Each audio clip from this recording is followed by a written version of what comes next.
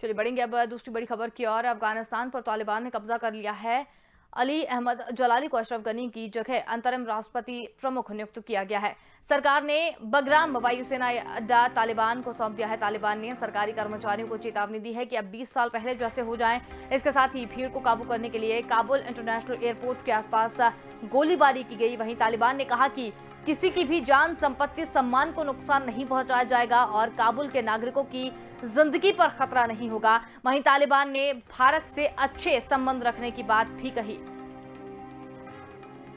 बड़ी खबर आपको बता रहे हैं, तालिबान के कब्जे का खौफ जो है वो देखने को मिल रहा है। अफगानिस्तान पर तालिबान ने कब्जा कर लिया है।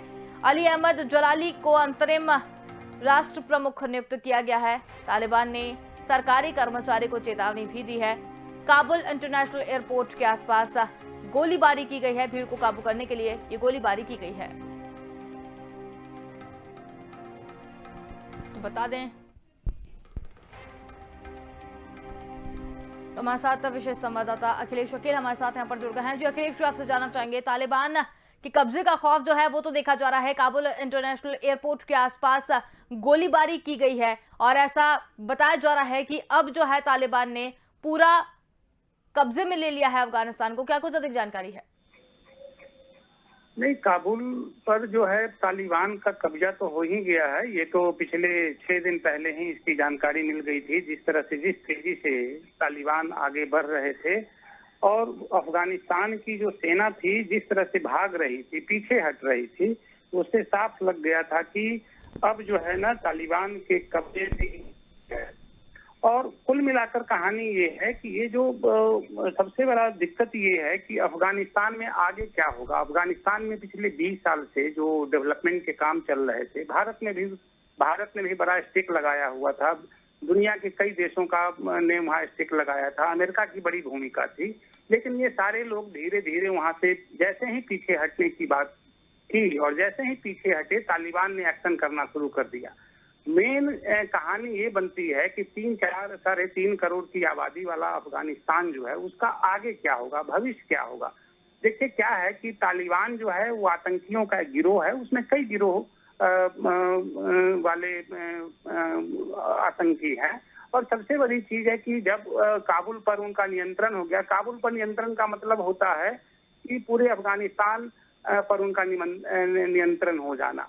हालांकि ये बात और है कि अभी 6 राज्य जो हैं उनके कब्जे में नहीं है, लेकिन वो तालिबानियों को लगता है कि ये सारे, जब सरकार ही उनके सामने नतमस्तक हो गई है, सरकार एक तरह से भाग चुकी है, रण छोड़ चुकी है, तो उनका कब्जा शांतिपूर्ण तरीके से जो भी है अभी होता दिखता है। लेकिन तालिबानी कभी शांतिपूर्ण रवैया अपनाते नहीं है। बेसिकली है क्या कि आतंकवादी और आतंकियों का कोई चरित्र नहीं होता। वो जब सत्ता पर पूरी तरह से काबिज हो जाएंगे तो अपना एक्शन करना शुरू करेंगे और उनके जो अपने नियम कानून है उसी नियम कानून से पूरी दुनिया डर रही है। अफगानिस्तान के लोग डरे हुए हैं।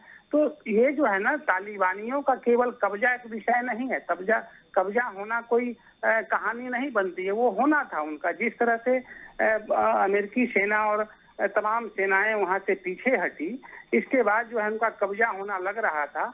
कहना तो ये भी होगा कि इस पूरे प्रकरण में अमेरिका ने बहुत बड़ी गलती की है और अमेरिका की गलतियों का खामियाजा ही अफगानिस्तान आज भुगत रहा है। बिल्कुल अखिलेश, लेकिन जिस तरीके से अब देखा जा रहा है अफगानिस्तान का भविष्य क्या रहेगा, क्या इसे समझा जाए? देखिए, भविष्य को लेकर तो चिंताएं हैं। सबसे बड़ी चीज है कि पिछले 20 सालों में जो वहां पर विकास के काम हुए हैं, इंफ्रास्ट्रक्चर डेवलपमेंट हुआ है, उसका क्या होगा।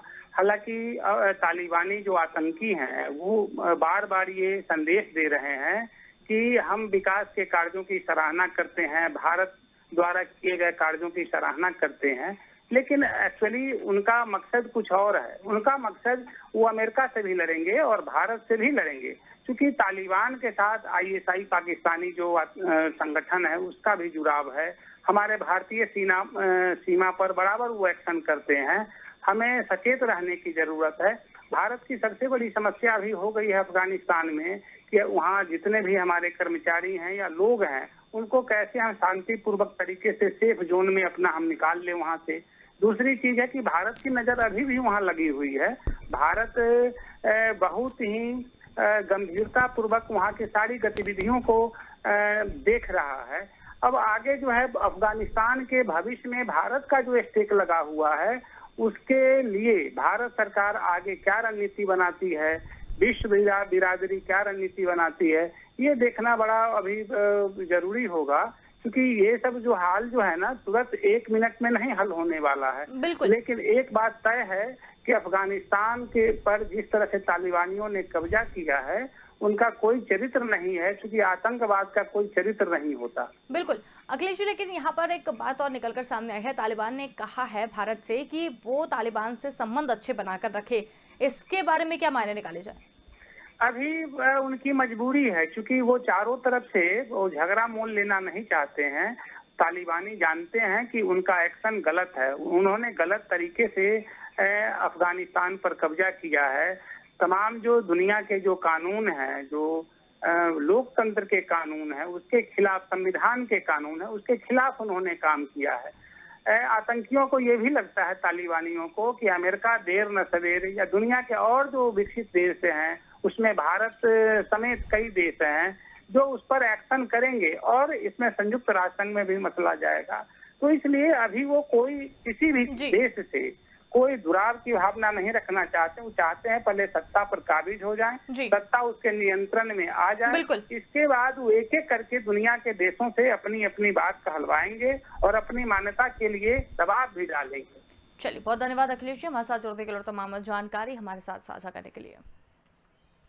तो तालिबान के कब्जे का खौफ जो है वो देखा जा रहा है। अफगानिस्तान पर तालिबान ने कब्जा कर लिया है। काबुल इंटरनेशनल एयरपोर्ट के आसपास गोलीबारी की है।